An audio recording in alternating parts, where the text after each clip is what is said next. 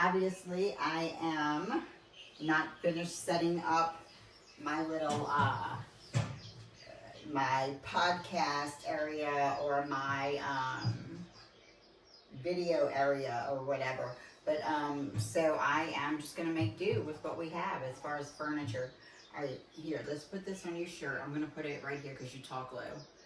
And wait, hold on. I had these bird noises going because like outside the other birds were like aggravating me. Okay. So wait, what happened? No. Hold on. Okay. Red light and start. This one should be started. Okay. All right. So we're here on Mother's Day 2025. And my name is Jennifer, and this is David Lodrigues, my stepfather of over 30-something years. I guess when I was 15, and now I am 49. So it's been a while. And so we wanted to just kind of like make a little video on Mother's Day. This is actually our second video because for the first video, I was like, I don't know, sitting on my son's guitar stool and like my whole top of the body was out of the video, so we're doing it again. I'm making do with what we have as far as seats. But anyway, Papa, Mr. David, we want to talk about Mother's Day and the importance of mothers. And I wanted to ask you, in your opinion, when you think of a mother, what comes to mind? Affection, especially if they care about their children. Affection, love, closeness. Okay, wait, just hold on one second because of course I'm getting a phone call right as we're trying to do this. So I'm just let it fade out. Hold on, hold that thought. Okay, wait, is it still rolling? Okay, we're still rolling. Okay, so take number 5. Okay, so you said when you think of a mother, you think of love and affection, and what else? Closeness. Closeness. So it's that bond between mother and child. It is. It's close. Mother, and if she loves her children, there's no closer bond on earth than a mother and her child. So you and your mother were extremely close. Yeah. I have the fondest memories of my life of my mother when I was young and a child, singing lullabies to me. So you can remember all that way back, like when she would sing to you. Yeah. That's amazing. I feel them. Uh-huh. I feel the love. I feel the caring. Even in other things, but especially that, I remember her singing to me. I could still hear them. I can't remember all the words. Well, that's okay. But one of them was Tura Lura Lura. And then in some place in the song, it was part of an old Irish lullaby. I remember that. Yeah. And so earlier when we had made a video, the first video, we kind of went into how it's really important, like that closeness between the mother and child, like the bonding and the bond and the affection and that you give to the child.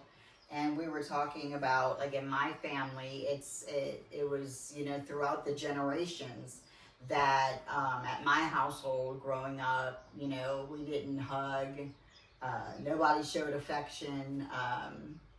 We never ever said like I love you or embraced in a hug or anything like that. It's just not what we did. And so as I understand it, it was not only my mom but her mom, and so it's kind of like that generational uh, not coldness, but not as, I guess, like regular families, how like they embrace their kids and love them and all that They stuff. had ice on your heart. So he said that like what was characterized by my family, and I guess by me in particular, was that we had ice on our hearts. And that's, you know, absolutely true. Before I got born again, many of you know my testimony that my heart was just so guarded and so cold. That was kind of like what I thought was some kind of like superpower, because it allowed me not to get close to anybody, not to feel or show affection or show weakness in my eyes. But you know, I made the decision, you know, to when I came to God, was I asked Him to break that in the generation so that, you know, affection could be shown properly between my son and I, and you know, and now like God is restoring my relationship with my daughter. So I mean, I do think that all of that's important. What do you say is like the number one piece of advice that you would give to any child, you know, or any man or woman or whatever, that might have like a resentment against their mother? And you know, I know that Mother's Day is hard for many people. You know, some people have lost kids, some people, you know, wanted kids, but, you know, were never able to have them. And, you know, I'm asking, what is your one piece of advice for, like, let's say there's somebody out there that has a resentment against their mother. You know, what would be your advice? Find forgiveness at the must. Mm-hmm. Because with forgiveness comes understanding, and love grows. Yes. Without forgiveness, there's nothing. Yes. And you know, what forgiveness looks like, you know, is different for everyone. You know, forgiveness, you know, doesn't necessarily mean that, you know, like you allow somebody to just kind of like walk all over you like you're some sort of doormat or whatever. First and primarily, we know that we forgive because Jesus forgave us. And we know that Jesus also says, honor your father and mother, and that's the commandment with promise. But forgiveness is also, you know, letting go of a heavy burden that we carry around. And, you know, I'm speaking from experience, you know, because just for so many years I walked around with extreme bitterness and hatred and irritability and mad all the time at my mom because I couldn't find it in my heart, you know, to forgive and then to ask for forgiveness, because, you know, boy, I mean, I was a rotten daughter. But, you know, it was a heavy burden to carry, that unforgiveness. And it wasn't until my mom was on her deathbed and we had her on home hospice that, you know, the fruit of that forgiveness manifested. And, you know, I was able to ask her to forgive me for being such a rotten daughter and all the things I put her through. And then I told her that I forgave her. And at that point, it was like I remember feeling like this heavy oppression lift from me, and I knew that at that moment, like, there was true forgiveness from the heart taking place. So, and then shortly after that, my mom, she was nonverbal due to a stroke. So near the end, after that, she scribbled on a piece of paper, I'm ready to go see Jesus now. And I thought that was really touching. And you were saying earlier about my mom that was probably one of her last wishes was to see me how I am now. Yeah. I'm glad that her mother got to see her before she passed away, of the change that was in her and how her heart was becoming. I'm glad of that. Yeah, God has truly done a work in my heart, but it's not completed yet. But because some of those wounds and scars are really deep when it comes to giving and receiving love, and thinking that you're worthy of love. Like those scars are like really deep. So, but I know that God has brought me a long way, and He's going to continue to do so. So forgiveness and what else? You know what? Let me do this. I have this little TV in my room, but it's not a TV. It's actually has like some Bibles in it. So it's kind of like turn off that TV and get your Bible out. But I'm going to read you a verse. We're going to go to Psalm in the New Orleans accent. No. Okay, here we go. Psalm 127. All right, here we go. Okay, here we go. I'll just read the whole thing. Except the Lord build the house, they labor in vain that build it. Except the Lord keep the city, the watchman waketh, but in vain. It is vain for you to rise up early, to sit up late, to eat the bread of sorrows, for so he giveth his beloved sleep. Lo, children are an heritage of the Lord, and the fruit of the womb is his reward. As arrows are in the hand of a mighty man, so are children of the youth. Happy is the man that hath his quiver full of them, of children. They shall not be ashamed, but they shall speak with the enemies in the gate. So, the Bible says that children are our heritage, right? Like it's a great thing to have children, and it's changed, wouldn't you say, since you were young and a boy to where we are in today's society, where motherhood is really, it's not like celebrated as much as it was when you were growing up. When you were growing up, I believe that women were, happy to be mothers, and they weren't out pursuing careers or whatever might be the case that keeps people like not wanting to pursue motherhood. Well, in my time, plenty mothers gave up everything that they might have desired in life to be a mother. It's that sacrificial love. And that's the way it was. That's what made Mother's Day special. Yeah. Was the caring.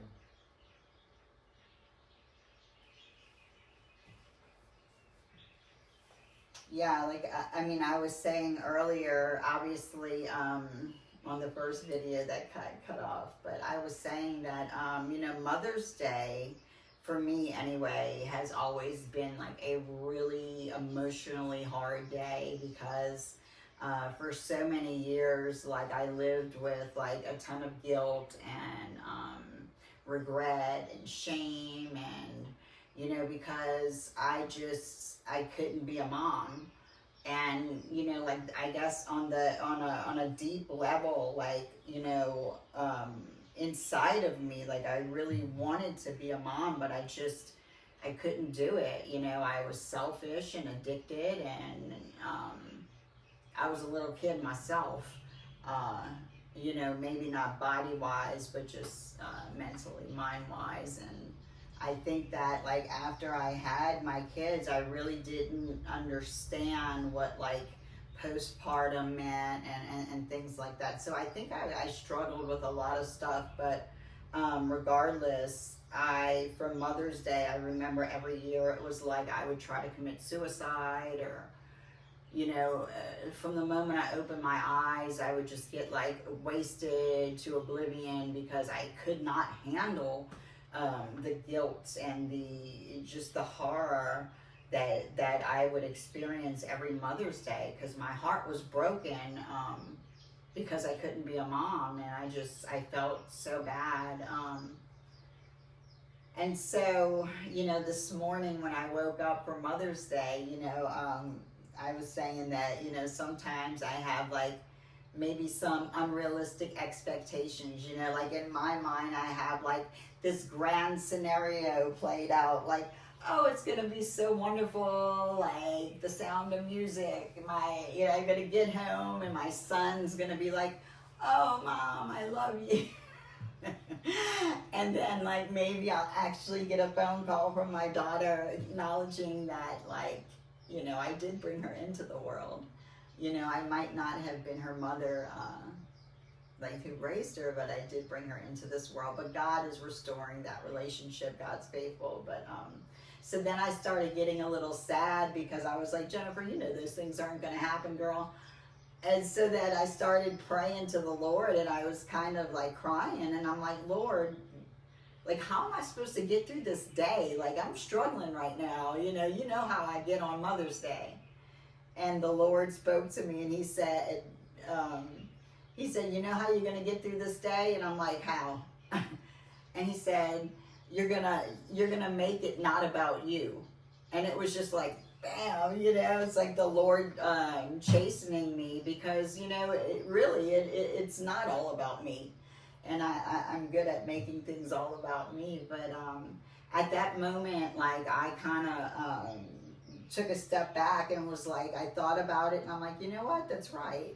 So immediately I started reaching out and texting other sisters and other spiritual mothers in the faith that, you know, to try to like, you know, encourage them and edify them on this day, you know, and make it not all about me, you know. So what if I don't, you know, go anywhere on Mother's Day? You know, I could sure like lift someone else up, because I'm sure I'm not the only one that struggles on Mother's Day, you know. I mean, some people are blessed, you know, like you, with a wonderful mother, and, you know, some people are just blessed with that, you know, but there's other people that are really suffering on Mother's Day, you know, people that have lost their children, and, you know, or people that didn't have children, you know. And so I think that this day can bring like an array of emotion for, you know, different people, you know,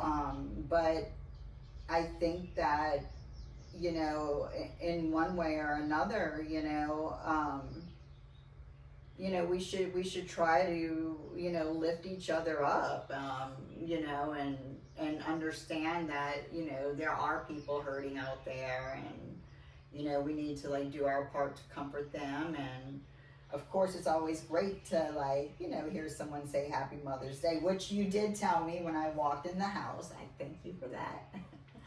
But so one last thing that I wanted to touch on, because, you know, the other video we made was so much longer, but I'm trying to rush this one. So you've seen me, right? Like, you've seen me when you first met me, when I was like, my whole future was planned. I had the 4.0 average. I was going to be a lawyer and all these things, right? And then you saw that take the nosedive, down, down, down, spiral, spiral, spiral, down, down. And then, you know, you and my mom had to go through years and years and years, 20 years of like waiting just to get that phone call that, you know, Jennifer's dead, or, you know, all the time in jail, overdose, dead, come to the hospital, she's getting her arm chopped off, whatever. And so I know that I put y'all through a lot, and then, you know, I had my daughter, my first child, and you and my mom had stepped up and raised her until she was adopted. And then years later, I had my second child, my son. And, you know, although I lived in the same house, I was not there. You know, I was still doing my own thing, and it just really in bad addiction. And so y'all raised Caleb as well. And then after I got out of jail, after I got out of prison, actually in Cottonport, you know, things started to gradually change. And then I started going to church and seeking God. And then I actually had to move away from here. Just I'm not going to go into the story of why, but I had to get out of here for my life. And then things really started changing as I sought the Lord on a deeper level. But in your opinion, how would you say I was then in regards to being a mother to how the Lord has changed me now? How would I say you were then? I expected you to be dead. But she come through it. And Many times. she's come at least 90% of being successful. She's still got a little bit to go in being content in life and finding what it really means to love. She'll find it. I am actively seeking. I'm not laughing, but no, I am. I'm seeking that. And it's the, what were we talking about? The giving and the receiving of love. Like, I mean, I think that, yeah, I think that I can give it, but as far as receiving it, it's hard for me, you know, because it's like those deep-rooted, you know, lies that get in through trauma and experience, I guess, of like, you're not worthy, or, you know, it's hard, really, like, to let down walls and be vulnerable and trust people, right? Like, what does that even mean? But no, I'm actively trying and seeking the Lord to heal my heart fully, you know, so that one day I can fully give of myself, and that person. You totally understand. Yes. And you totally feel. Yes, that would be good. Uh-huh. So, I've come a long way. Thank you, Jesus, right? Yeah. Couldn't have done it myself. Tried many times, and that didn't work. You gotta remember, I've been telling you that for a long time. What, that I needed Jesus? And then what, yeah, and I just kind of blew you off. You need to find God in Jesus. Yes. Mm-hmm. And he's done a wonderful thing, and he's not done, you know, like we were saying, he's not done yet, you know, and I'm grateful, you know, he's mending relationships in the family. And another thing that we kind of touched on earlier was I want everybody to really keep my stepdad, his name's David Lodrigues, like Rodriguez with an L, but he went to the doctor a few weeks ago, and he was re-diagnosed. This time the cancer is in his brain, lymph nodes, lungs, tissue. And so we are not doing conventional treatment. We're doing alternative treatments here at the house. And you know, just pray for a miracle for him and his body, and you know, and the rest of us too, you know. I mean, you know, the two children, Caleb and Zoe, you know, I mean, you raised them, so you know, they're extra close to you. We're all close to you, and you know, we love you, and we're honored that you've been in our life, and we're trusting God, you know, whether, you know, he heals you this side of heaven or makes you whole there, you know. We're trusting the Lord, and I'm just grateful. I'm so grateful that, you know, I'm able to make this video with you, and You know, I do have some of your past Mother's Day cards. Like, I know, like, I'm one of these people that, like, throw away everything. That's, like, my solution. That's my solution to things. I'm like, throw it away, throw it away, throw it away. Right? Like, but I did save some of the past Mother's Day cards you gave me. Obviously not the ones during the bad years, but since I've been born again, I've saved some of the cards that you gave me because you really kind of like poured out in there how, you know, blessed you were to see how far God has taken me, and, you know, the change and stuff like that, you know, because, I mean, he's truly faithful and he's amazing. And so do you have anything else to say about Mother's Day before we close? Just be good to your children, love your children. And if you find time, sing to them, they'll remember that all their life. I can tell you that. They will remember. So you are 84, Yeah? and so your mom was singing to you when you were how old, you think? Oh. She sang to me as an infant, and probably until I was about 5 or 6 years old. So 80 years later, he's remembering still the sound of his mother's voice singing lullabies. Yeah. So any of you have little kids out there, you know, sing them lullabies and hymns. And What I can remember the lullaby is Turalura Lura. Turalura Lura, Lura Lao. And it, at the end of it, it's part of an old Irish lullaby. I remember that, yes. and you miss it. I could almost feel it.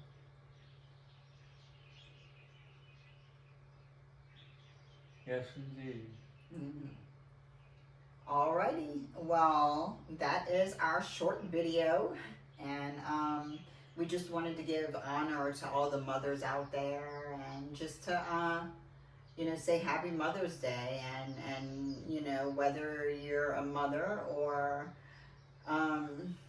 you know, or not, you know, we all want to honor one another, because we all like are a mother in a sense to somebody, you know. I mean, some people, you know, they don't have a mother, and so like sometimes they consider like their friends mothers, or like, you know, we have mothers in the faith. And so, you know, I'm blessed, and I'm blessed to have people in my life like that, and I'm blessed that you're here, and for my 2 kids, you know, that are healthy, and one of my kids has her own family, so that's amazing to see that, you know, she is such a good mom. It's like, wow, where'd she get that from? But no, she's awesome, and it really blesses me to watch her be a mom, and you know, so anyway, well, God bless you. Thank you for watching us. I love you. I love you too. All right. Amen.